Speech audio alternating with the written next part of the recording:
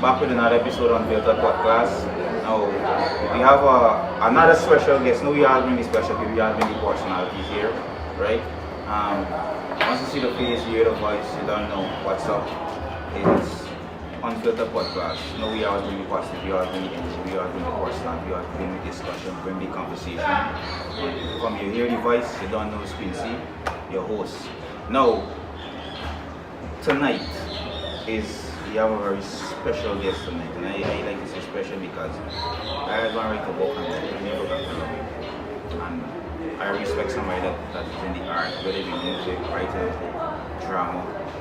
It's always good to sit down with a creative person, hear what they're thinking, their side is always be different, right? Big up to all the actors, all the people that does skits, influencers. It's not easy doing such things, so big up yourself same way. But with that being said, being on 105 and not talking, on the camera, everything over to this young man. I said, let him introduce himself, and then we can talk about this book. And our topic tonight is purpose and faith. I think it will be aligned with the book, and also why you write the book and how we come about the book. I need you guys to stay locked in. Drop some hearts in the comment section and listen carefully. You might be on the thing. And like I said, every episode I always change it from somebody else, right? So, right here, that's where I'm going. Jared McFoy. Yes. Talk to me. Hi everyone, my name is Jared McFoy. I am an educator by profession, and also I'm an author of the book By Grace Through Faith, a journey of self-discovery. Tell us, Jared, where are you from? What was your upbringing like?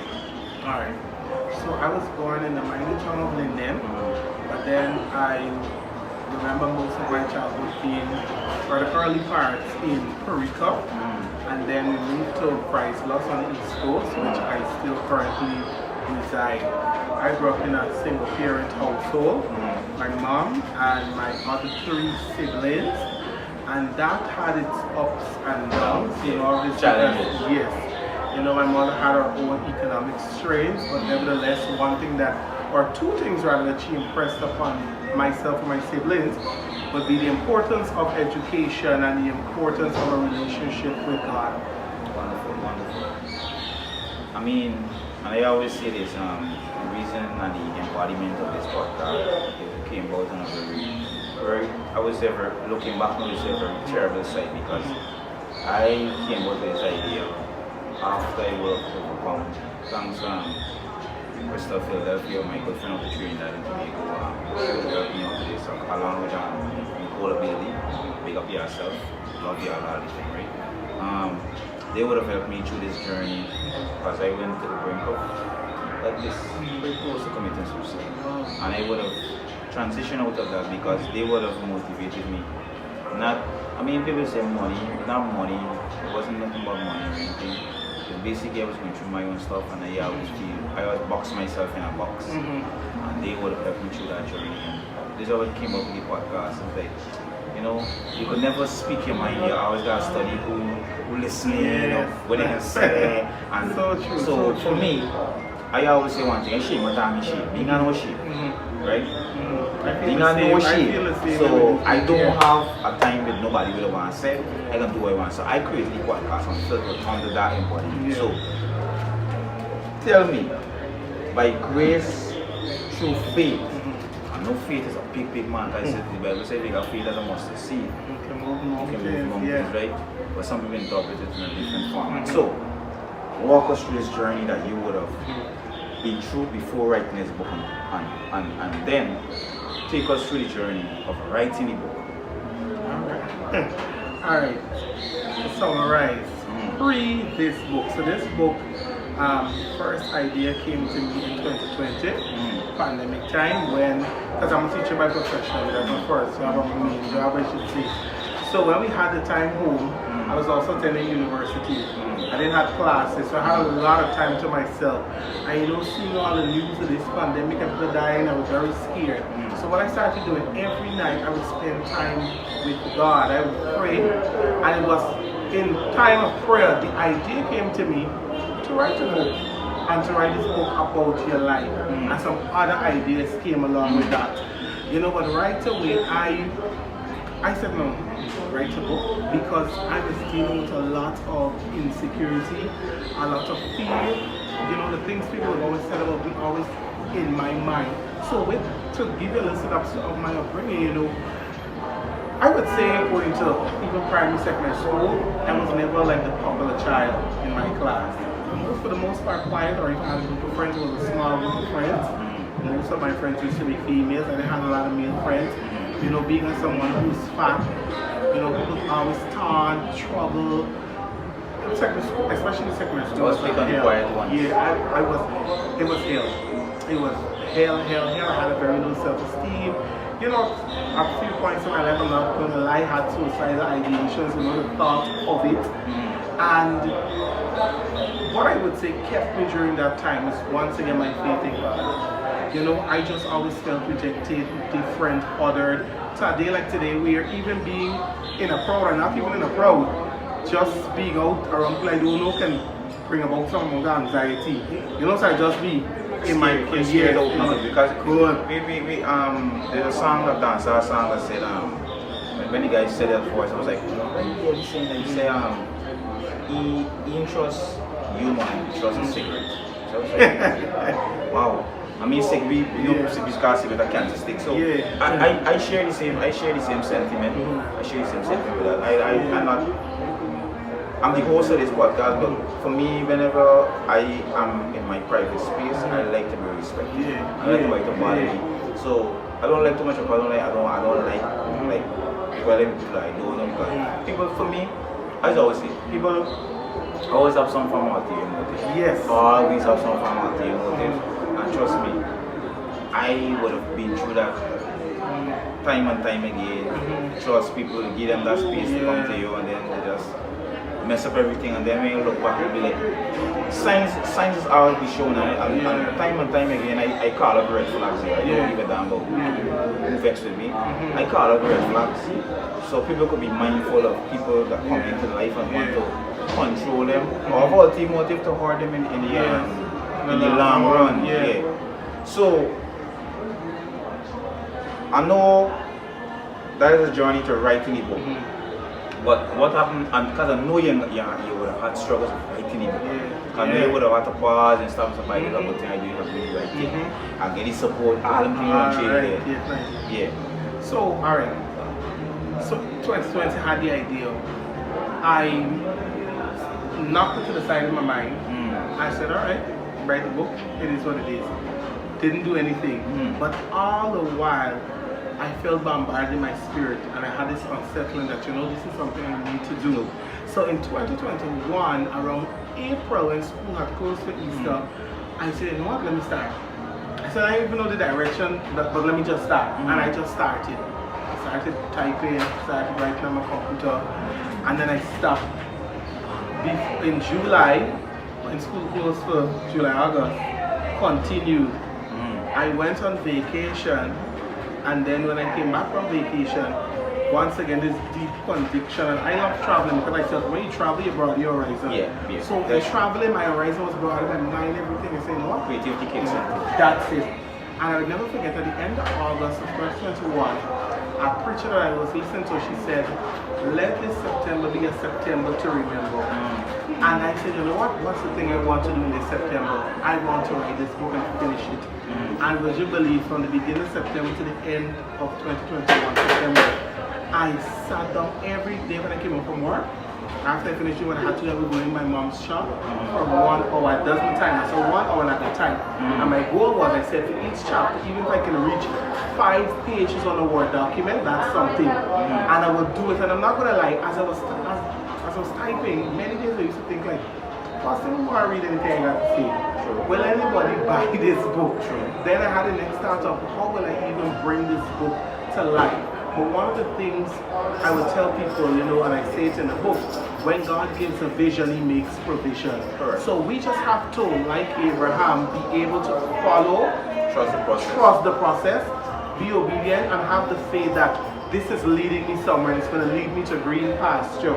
And then another issue I had, you know, in this book, it's divided into two parts. The first 7 chapters, I dive into the deep parts of my life. No, it's not easy revisiting your old childhood trauma or talking about things that you're still figuring out. It was very difficult because now there is this fear of judgment. These people I grew up around, these people, because let's be real, my core audience at first would be the people I know from my friend circle, church, you know. So I was very fearful, but I remember saying, if I'm going to tell a story about my life, it must be the truth and the unfiltered truth. So I was able to pour that in. I ain't gonna lie, Christ, I'm going to you sometimes, but nonetheless, I put that all in there, and then the last 5 chapters, I'm a person, my friends can tell you, I love to encourage people. So the last 5 chapters, encouragement upon encouragement I have used in my life, and I want to share with other people. So, yeah. So, I know, yeah. So after you would have written the book, I mean, how was it? Getting it published, getting to the right people, getting to the right, you know, to get it out there. Alright, good. So, first, I must say I did what's called self-publishing a book. Now, the self-publishing a book, you stand the full expense. Versus, there's what we call a traditional route where you're able to sign with like a publisher, and you know, you and them would strike a deal. They get a percentage. Yes, they get a percent. Good. So I was first trying the traditional route because that was my whole idea. Actually, I was even trying to get an agent, a literary agent, who would sign me, take my manuscript, and then advertise it to publishing houses. But I did not. That didn't seem possible. And then after the agent didn't respond, I tried a few other agencies, no response. I tried a few other publishing houses, no response. I said to myself, you know what? It is what it is. And in 2022, I was on weekly council, my 1 month leave as a teacher. And I was once again overseas, and I was fasting. It was a January, look at that. January of last year, you see how, January of last year. And there I was in the shower, and literally just like lightning hit me. I remember seeing somebody, there's this writer called Daniel, Chase Daniel, if you're watching this video, please tell. Her book is coming out soon too. I remember she posted that she met with this publisher, and that publisher came back to me and said, let me try reaching out. So I did my little research and so on, and I said, this was like a possible route. Reached out by email, did the sign up. The publisher was like, yeah, this is something I can do, like work with. So we scheduled a meeting, we talked about it, and he said, I'll do it. Had an agreement, and God was so good to me. Let me tell you, I gotten paid my UG upgrade money. So I had a reasonable amount of money in my bank account, but still that wasn't enough to cover the money that I had to pay to get the book published. But I took a leap of faith, and I said, I'll invest what I have, and the other steps gonna figure themselves out. And it did. And I'm so grateful I was able to get everything paid. I was able to work with the publisher, even though we had little delays here and there. At the end of the day, the publisher was really able to bring this book to life in a manner that I am fully pleased with. And after that, the big thing would have been to start announcing it. So I announced the book, I think probably February, because the publisher said, you want to get people excited. Now that day, to announce that book, I was scared. Because all I could think about was once again what people say. Like, I think people like say, man, like, why would you want to write a book? You're a teacher, stay in your lane. That's why people come. That's something people like to do to me. Restrict. Box me in. So, because I'm in the church circle, they think, okay, you're just Spur Jared. You're a teacher, you're just. So people like to box me in. So writing this book was like an act of defiance to me, to tell them, don't box me in. I can be anything I put my mind to be. Anything God asks me to be, I can be that. Even if you can't see it, let me show you. So I announced the book, and I wouldn't lie, the support that I got was amazing, tremendous. And throughout the months I started doing different things to promote the book, started network with people, connected me to other people with platforms. I got to do radio interviews and these things, and trust me, it means the world to me. Like, even if I think about how this opportunity came about too, right? These opportunities like these, a lot of them started coming along my way. And I was able to do a book launch on my birthday, which is the 30th of October. And when I say it was great, it was great. My family from Linden came down with their church to support, work colleagues, UG, like people from all spheres of my life came out to support me. And when I tell you, it was all I could think about that day, because I was very emotional, I said, you know what? Something can start as an idea and mature and manifest into reality, but we have to be committed to the vision. And with this book, I was committed to the vision, hence it was able to come to life. So you were saying it was all in all, what you were saying, like after going through all of that, right? The book, it was lucrative, it paid off. Or you break even. Yeah, Because I know, being real, right? A lot of times people into fun reading. That's reading of his club. thank you so much. So I'm gonna be real. The book hasn't break even yet. And since we're going there, I'll be honest. After my book was published or launched, I had great support today. But I had 100 copies, I think. But I didn't sell out, but I sold out most. I sold out most. And I went into a depression. Here why. One, I was disappointed I didn't sell out all the books. Correct. Two, there are persons who I was close with who promised to and didn't support. And then some of them were like, some people were like, I forget you, we're months in now, this month will make 3 months and my book has been published. And I'm not gonna lie, in my heart got heavy and I started developing very negative feelings towards it. But I remember speaking to close friends and family and they were like, you know what? In other words, be grateful for what God has done and know that if God indeed called you to write this book, in the end it will pay off. So I had to then release this expectation of people supporting me. Like I like to say to myself nowadays, nobody has to support me. Anybody who supports me though, that is a gift they are giving to me. It's a gift. So now I'm in this point where books will sell, some weeks I would sell a few copies, some weeks I might be selling any, but at the end of the day, things are aligning and I'm not rushing the process, because when I think about it, this month is going to only make 3 months since the book was published. So I'm giving the book time to grow and reach the audience, as well as I'm expanding the book where I'm currently working on the audio book, because I am aware, like you said, many people don't like reading in today's society. We got to be real, but persons will prefer to listen to it because as you listen, people go to work, come multitask as you're listening. Or as you driving. That's it. Yeah. So I'm working on the audio book, and I'm just looking grateful for what this journey has been and what more it will be for me. So when can we expect another book from Jared? All right, so I'll tell you this. He might give you a direct date. He might give you a time so, spot. Book 2. I already Let's move to this. Or different name. Well, it's gonna be a different name. And more pages. More pages. But hopefully more pages, because you know what? Another thing I'll tell you. The size of my book was also intentional, because I realized a lot of people don't like reading books because especially when they're too thick, it's like no way. But with this book, people have told me they read it out in one night. 2 days, it's a quick and an easy read. But for book 2, I have the concept in my mind, but I haven't sat down yet to map it out to say, okay, this is how many chapters, this is what my focus is. But I feel like book 2 is going to come out next year, by God's grace. But also, I am working on another writing project. I actually want it to be like a short form series. So I'm almost through with writing it, and when I'm finished with that, I'm going to release it and let's see where God allows that art piece to go. But I'm in it. It's just that when you have a full-time job outside of your creative job, it's difficult. So some days I have the intention, I am inspired, I want to write, but and for me when I write, mentally I gotta feel free and relaxed, and I don't get that a lot. So I'm working through it. So other than I mean, I know there's plenty of ways that you can market a book, bring income from that. Other than this platform, but I mean, you say you went on a radio station, other platform.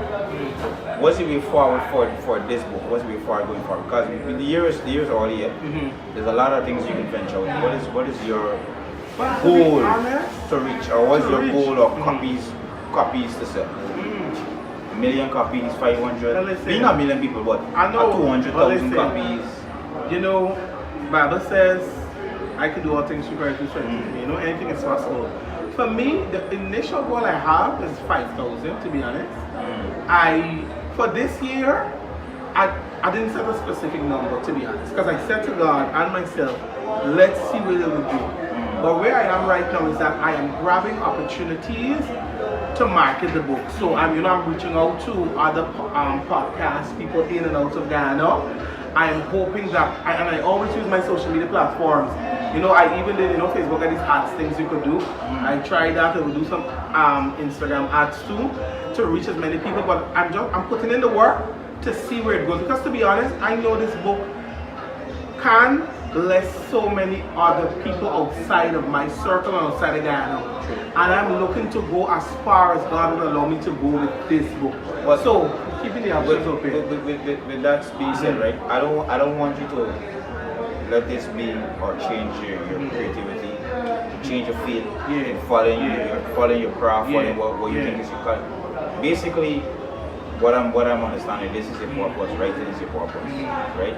I don't want this one book to determine that, because trust me, this is just a stone of many other stones that you need to put together to build this house, right?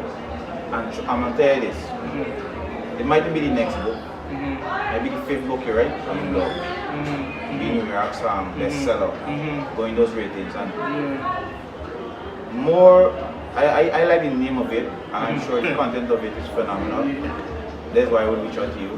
More marketing needs to be done, because I don't think, from my understanding, I don't think a lot of Guyanese, even if they don't like to read, they will want to put their hand on a copy, because it's like a journal. It's like a walking journal to walk with. And if you feel tense, you feel overwhelmed, just take a read, and it kind of guide you and realign you back into your purpose. So this book here is phenomenal, right?